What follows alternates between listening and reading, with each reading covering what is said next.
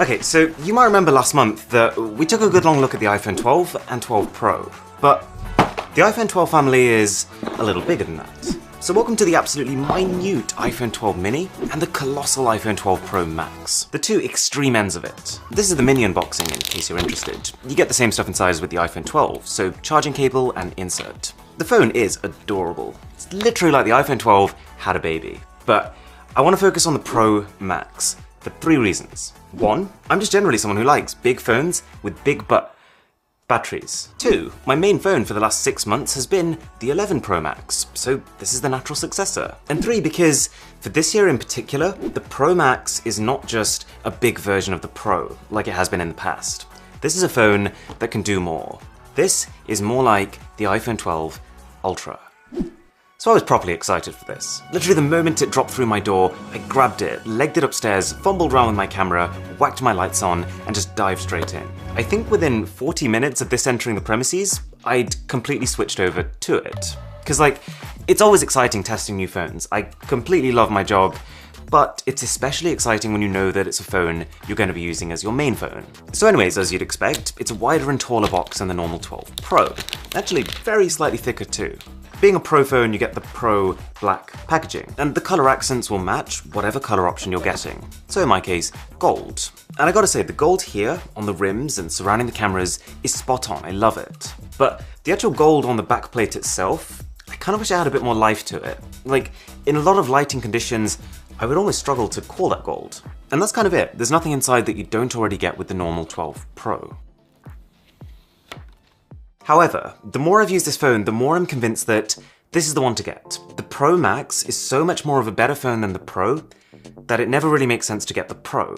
With just one tiny little asterisk. The one fear that I did have about the 12 Pro Max, right from the very start, has kinda come true. See, one of the big changes with the entire iPhone 12 lineup is this new flat design. Not pretty much flat, not slightly curved, just bang, bang, flat.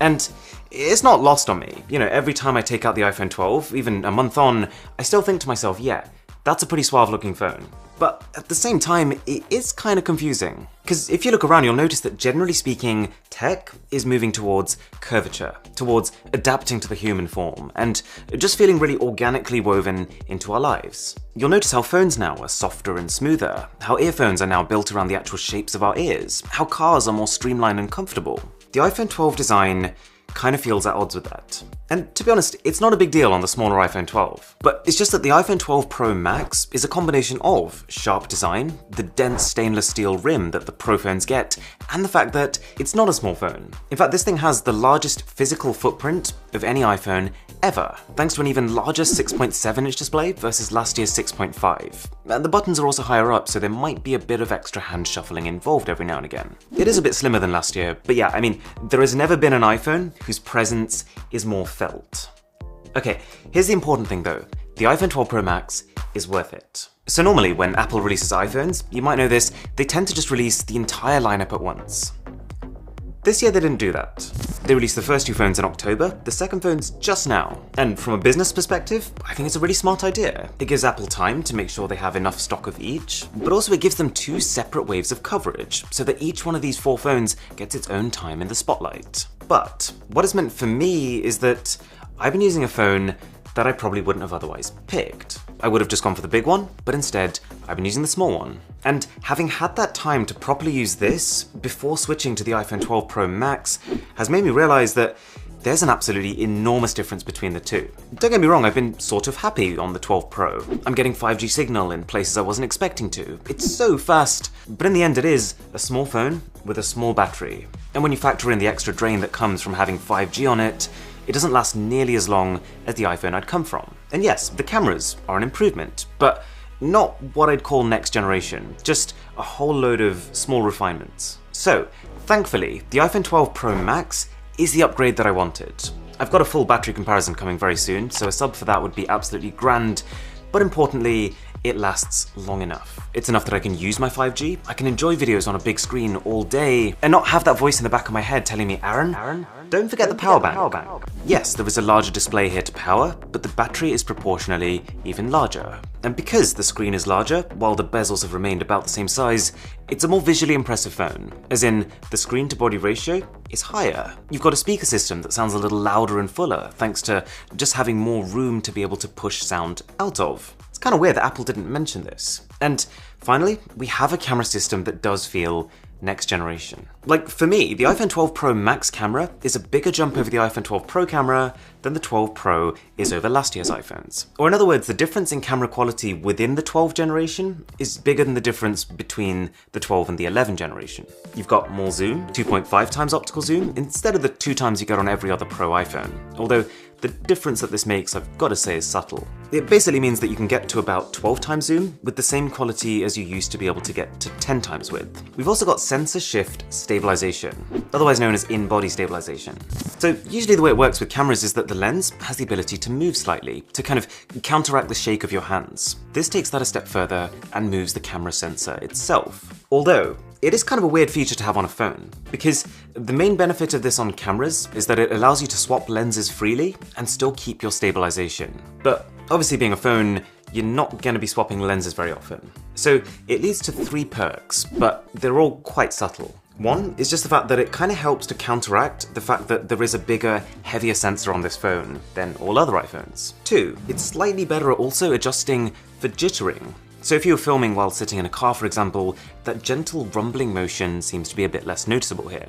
And the third thing is that because your lens is now locked in place and it's just the sensor behind that's moving, it plays a little nicer with third-party accessories, like gimbals or clip-on lenses. But by far the most important improvement is the fact that the main camera sensor is almost 50% bigger than the one on the normal iPhone 12 Pro. And this in itself brings 5 separate benefits. 1, slightly more detail. The fact that it can process more light now means it can gather just a bit more information. 2, the extra light you're getting makes more and more of a difference the darker you get. And so as you get to nighttime, it is the difference between, that photo's looking a bit rough, to, yeah, actually, it's kind of comfortable. It can also shoot those night mode shots a little faster. In an environment where the iPhone 12 Pro might need to be held still for 10 seconds, this phone might be able to do it in 3. Number 4, it's got even better dynamic range. So here, for example, if you look at the really bright area inside the light bulb, the 12 Pro Max can control the highlights a bit better than the 12 Pro can. And finally, most importantly for me, is improved depth of field. So you can take photos without using portrait mode and still get this lovely separation of foreground and background. I think within 10 minutes of using this camera, I decided, okay, we've got to do a full comparison versus the best smartphone cameras out there. That video is actually coming to you tomorrow. Now, there's one more important thing here. It's nothing to do with specs or cameras or software. The software experience is basically the same. It's iOS 14. And I do like it. I love the new Siri and how it doesn't take up the entire screen. Widgets are a nice touch, but still fairly limited versus what Android can do. Probably the biggest thing for me is actually just picture-in-picture. You can watch your Netflix shows while browsing Instagram, for example. But here's the kicker. I've already said that I think the iPhone 12 Pro Max is enough of a jump ahead of the Pro to be considered Apple's Ultra phone, its competitor to the Ultras from Samsung and Huawei. But unusually, this phone doesn't really carry the Ultra price premium. Now bear with me here because Apple's pricing is a bit all over the place around the world. Like in India, this phone is something like 30% more expensive than the Galaxy S20 Ultra. That's the kind of price gap that's quite hard to justify. In the UK, these two phones are exactly the same price, to the penny, in which case I would say, if you're considering the iPhone 12 Pro Max, I can recommend it. And then you've got the US, in which it's almost 30% cheaper than an equivalent Samsung, where for a lot of people it then becomes a complete no-brainer. So the price of Apple products versus those of other companies, it varies a lot based on the country. But the one thing that's quite consistent is the fact that the price of the 12 Pro Max versus the price of the 12 Pro, Apple's own phone, is not a big price jump.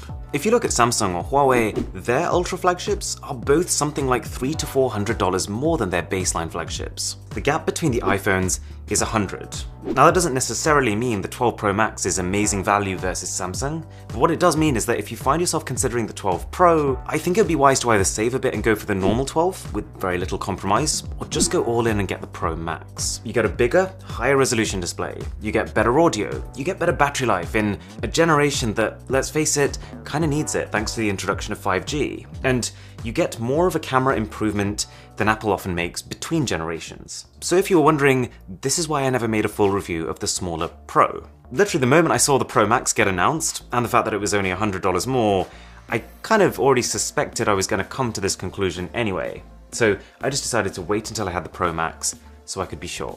If you enjoyed this video, a sub would be incredible. My name is Aaron, this is Mr. Who's the Boss, and I'll catch you tomorrow.